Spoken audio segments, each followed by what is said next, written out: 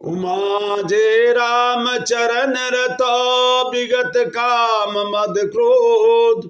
निज प्रभु मैं दे कई जगत के सन करहि विरोध। मंगल भवनय मंगल हारे द्रवहु सुदशरथ अजिर बिहारी।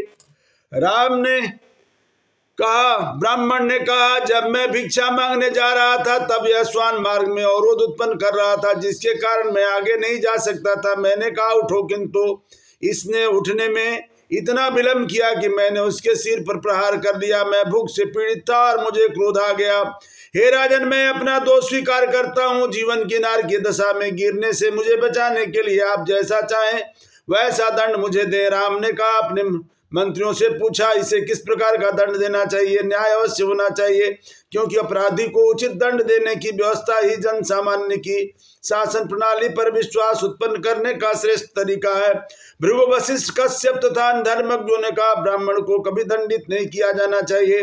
धार्मिक सिद्धांतों में निपुण व्यक्ति इस विचार में सर्वसम्मत थे। तथापि हे राम, आपका न्याय अंतिम होगा, क्योंकि आप संपूर्ण ब्रह्मांड के स्वामी हैं।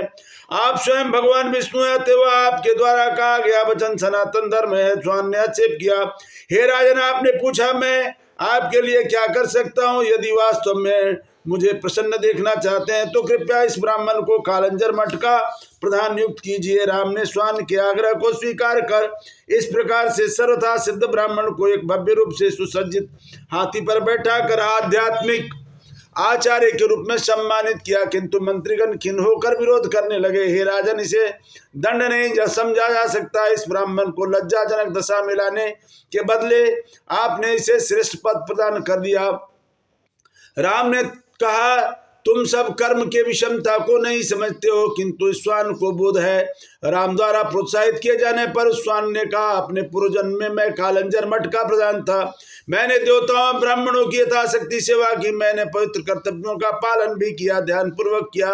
सेवक सेविकाओं की उचित रीति से देखभाल की। अपने सारे कर्तव्यों को उचित रूप से संपन्न करने का प्रयास भी किया। किसी अज्ञात दोष के कारण मुझे अगला जन्म श्वान प्राप्त हुआ। अब उस ब्राह्मण के विषय में विचार करें जो अपने क्रोध को नियंत्रित नहीं कर सकता। उसमें निश्चित रूप से एक आध्यात्मिक आचार्य होने की योग्यता नहीं है। इस पद को स्वीकार करने की धृष्टता के कारण वह अब कुल की 7 पीढ़ियों का पतन करेगा। जो व्यक्ति अपने क्रोध पर नियंत्रण नहीं रख सकता, उसे किस प्रकार ब्राह्मणों, गायों और श्री विग्रह की सेवा हेतु प्रधान नियुक्त किया जा सकता है?